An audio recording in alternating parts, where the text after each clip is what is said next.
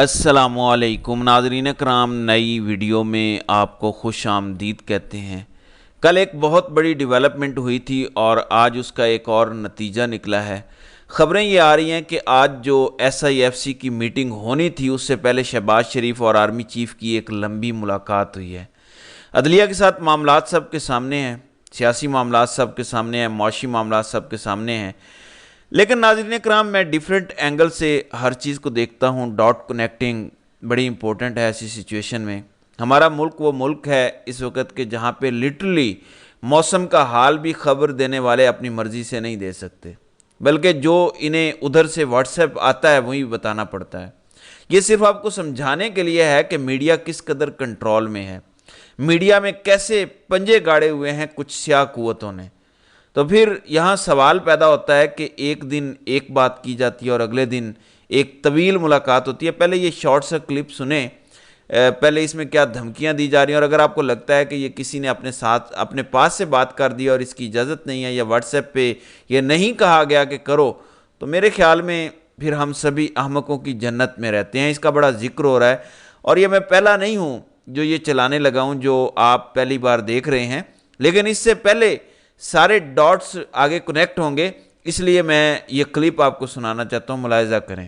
मैं आज ये प्रेडिक्शन कर रहा हूँ आपसे कि अगर ये क्राइसिस को रोका ना गया from either the judiciary side और फ्रॉम द एस्टैब्लिशमेंट साइड, तो फिर यही होगा कि किसी न किसी स्टेज से sooner rather than later establishment move करेगी for an emergency. I think that you can not rule out now. मैं आज बड़े खुल के ये आपसे कह रहा हूँ, और मेरी कंडीशन ये है कि अगर ये पीछे ना हटे, सारे खान साहब पीछे ना हटे, केपी गवर्नमेंट पीछे ना हटी, एस्टैब्लिशमेंट पीछे ना हटी, जजेस पीछे ना हटे, अगर ये पीछे ना हटे, आपस में कोई सेटलमेंट नहीं होती गोइंग फॉरवर्ड, और ये ऐसे मामला चलता रहा, कोई चीज आयशा रुकी नहीं रहती, या बेहतरी की तरफ जाती है या खराब होती है। इक्विलिब्रियम जैसी चीज नहीं होती साइंस के अंदर, इक्विलिब्रियम जैसी चीज नहीं होती साइंस के अंदर। इक्विलिब्रियम होता है वहां आके खड़ा नहीं होता पेंडुलम, मूव करता मूव। तो अब ये है कि we are moving in the direction of instability, और अगर ये पेंडुलम ऐसे ही मूव करता रहा तो फिर ये मेरा ये ख्याल है कि establishment will have to think of some measure, और वो जजेस को रोकने का मेजर, और जो आजादी की इस वक्त जो ख्वाहिश है आवाम के अंदर और PTI जिसको पुकार रही है, उसके लिए emergency will have to be imposed. Okay. Whether it will be a financial emergency or it will be a general emergency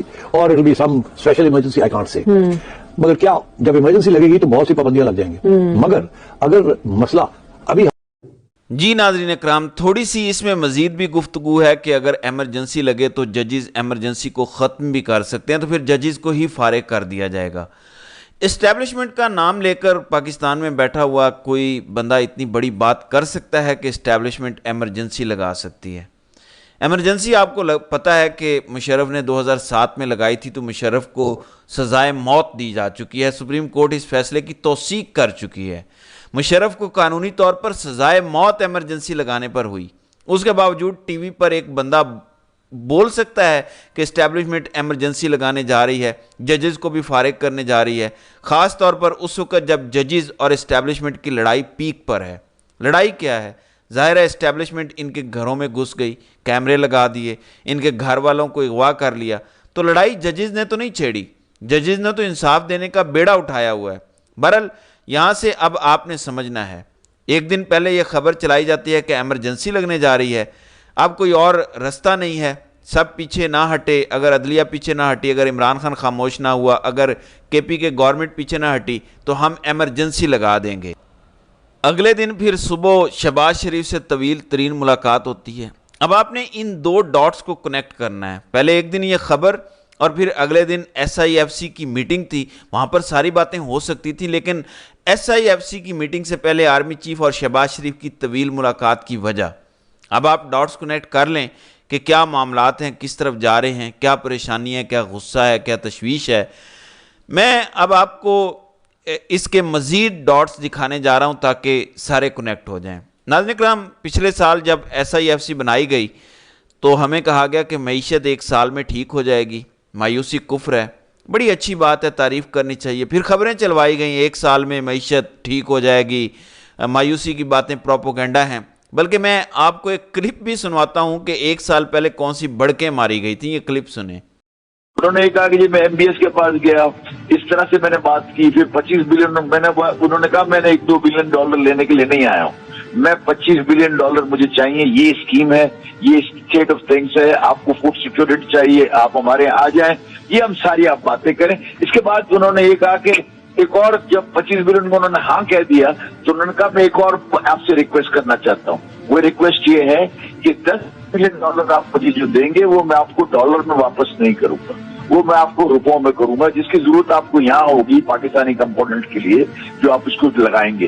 तो वो $10 बिलियन अगर हमारे पास स्टे कर जाते हैं विदाउट पेइंग बैक, तो ये तो एक बहुत बड़ा इनकलाब होगा। वो बोला इसके बाद मैं फिर क्या यूएई और वहां MBZ से बात की, मोहम्मद बिन जैद से, उससे भी मैंने सारी बातें की, उन्होंने एग्री किया कि बिल्कुल जी मैं भी इसी सेम टू सेम चीजें मैं भी करूंगा। तो 50 बिलियन में उन्होंने कमिटमेंट लेके आए हैं, बैठ के उनके साथ बैठ के लेके आए हैं, सारी स्कीमों को बता के देख के लेके आए। तो $50 billion, can you imagine for Pakistan where.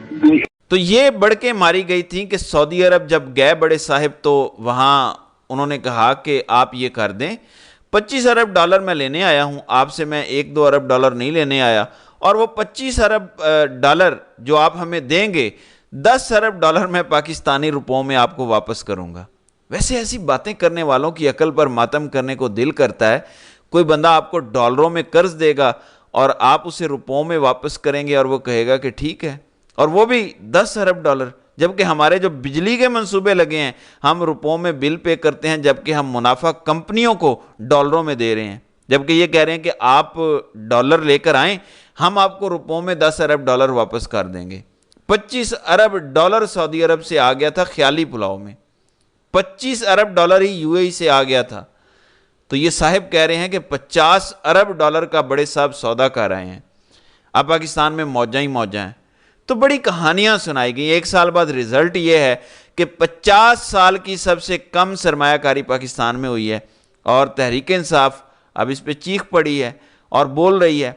अब पीटीआई कह रही है, ये हम पढ़ते हैं, इसमें लिखा है कि SIFC की दुकान पर रेकॉर्डिंग की फातिहा, सोने की कान, रेकॉर्डिंग की तारीख, इफ्तिखार चौधरी के अदालती फैसला और नून लीग पीपल्स पार्टी की कमज़ोर सफारतकारी के नतीजे में पाकिस्तान पर आलमी अदालत में $9 अरब का जुर्माना हुआ। वज़ीर आज़म इमरान खान की सफारती कोशिशों से आउट ऑफ कोर्ट सेटलमेंट के नतीजे में $9 अरब का जुर्माना माफ़ हुआ और रेकॉर्डिंग इसकी बजाय एक असासा बन गया। फिर कहते हैं कि गैर आइनी और फ्रॉड SIFC की छतरी तले अब इस कौमी असासे को औने पौने दामों बेचकर सरमायाकारी का ढोंक रचाया जा रहा है। इमरान खान के खिलाफ जहर उगलने वाले इमरान खान के बनाए मंसूबों को बेचकर अपना क्रेडिट बनाने की कोशिश कर रहे हैं। सो जो रेकॉर्डिंग हमें सोना तांबा देता, वो रेकॉर्डिंग हम अरब ममालिक को औने पौने दामों दे रहे हैं, जबकि हमारे पास छनकना होगा बचाने के लिए। बढ़कें थी $50 अरब, $100 अरब लाने की, खबरें चलवाई गई एक साल में मईशत भी हम ठीक कर देंगे। सूरत हाल आज ये है कि मुआशी माहिरीन ये कह रहे हैं कि अभी इन्होंने हमारी इंपोर्ट्स बंद की हुई हैं, मुट्ठी बंद की हुई है। IMF आपसे शर्त ये रखेगा कि पहले तो सारी सब्सिडीज़ ख़त्म करें, जब वो ख़त्म होंगी तो महंगाई का एक नया तूफ़ान आएगा। IMF दूसरी शर्त ये रखेगा कि आप दूसरे ममालिक से अपनी तिजारत ख़त्म नहीं कर सकते, आप जो चीज़ें इंपोर्ट करते हैं वो करें ताकि दूसरे ममालिक की मईशत को भी फ़ायदा हो। IMF इसी प्रिंसिपल पर चलता है कि सबकी मईशत चलनी चाहिए, तभी दुनिया तरक्की करेगी। आप इंपोर्ट्स बंद कर दें और कहें कि हम एक्सपोर्ट्स बढ़ाएंगे, ये हो ही नहीं सकता। हमारी जैसी इंपोर्ट्स बढ़ेंगी, अगर $5-10 अरब भी बढ़ गई तो हमारा करंट अकाउंट खसारा पैदा होना शुरू हो जाएगा। ये खसारा जैसे ही पैदा होगा, पाकिस्तान में डॉलर का रेट जैसे मुआशी माहिरीन कह रहे हैं कि 330 तक जा सकता है। अब लोगों को क्योंकि ये नज़र आ रहा है, इसी दौरान लोग ज़ख़ीरा करना शुरू कर देंगे। सो इस टाइम हालात बहुत ख़राब हैं, अदलिया भी स्टैंड ले रही है, और ऐसे में बजाय इसके कि एस्टैब्लिशमेंट पीछे हट जाए, अब लाहौर हाई कोर्ट को मैनेज करके वहाँ के चीफ जस्टिस क्योंकि बात नहीं मान रहे और जाली मामलात में इनका साथ देने को तैयार नहीं है, उनको मैनेज करके सुप्रीम कोर्ट भेज दो, सुप्रीम कोर्ट में बेंच पे डाल दो, कोई इंपॉर्टेंट केस सुना ना दो। जैसे देखें justice Munib Akhtar supreme judicial council का हिस्सा भी हैं, जस्टिस मुनीब अख्तर उस कमेटी का भी हिस्सा हैं जो आर्टिकल 184(3) के तहत सोमोटो लेती है या बेंच बनाती है اس میں باقاعدہ وہ اس کے سینئر جج ہیں، یعنی سینئر تین ججوں میں سے ایک ہیں، لیکن ان کو کوئی امپورٹنٹ کیس قاضی صاحب نہیں دے رہے۔ اسی طرح لاہور ہائی کورٹ کے چیف جسٹس اگر حق سچ پر کھڑے ہو گئے، ان کو سپریم کورٹ لے جا کے بیک بینچ پہ ڈال دو، کوئی امپورٹنٹ سیاسی کیس دو ہی نہ، اور سب کچھ ختم۔ تو اس طرح لوگوں کو ضائع کیا جاتا ہے، اس سے اگلے کو بھی پھر لایا جاتا ہے، تو پھر اس سے پیچھے تو موجیں ہی موجیں ہیں۔ عسکری علی باقر نجفی صاحب لاہور ہائی کورٹ کے چیف جسٹس ہو جائیں گے، پھر عمران خان پہ ریاست سے جنگ اور غداری اور پتہ نہیں کیا کیا مقدمات بنیں گے۔ جیسے ہی اسلام آباد ہائی کورٹ نے سٹینڈ لیا ہے اسٹیبلشمنٹ کے خلاف، تو اب وہ لاہور ہائی کورٹ مینج کرنے چل پڑے ہیں۔ تو یہ اس وقت صورتحال ہے، اور یہ کھیل ہے جو کھیلا جا رہا ہے۔ اس ملک کی پرواہ کسی کو نہیں ہے، ملک جائے بھاڑ میں، ہماری ایکسٹینشنیں اور ہماری بادشاہتیں بس قائم رہیں۔ تو ناظرین کرام، آپ کی اس ویڈیو کے حوالے سے کیا رائے ہے؟ آپ اپنی رائے کا اظہار کامنٹ سیکشن میں ضرور کیجیے گا۔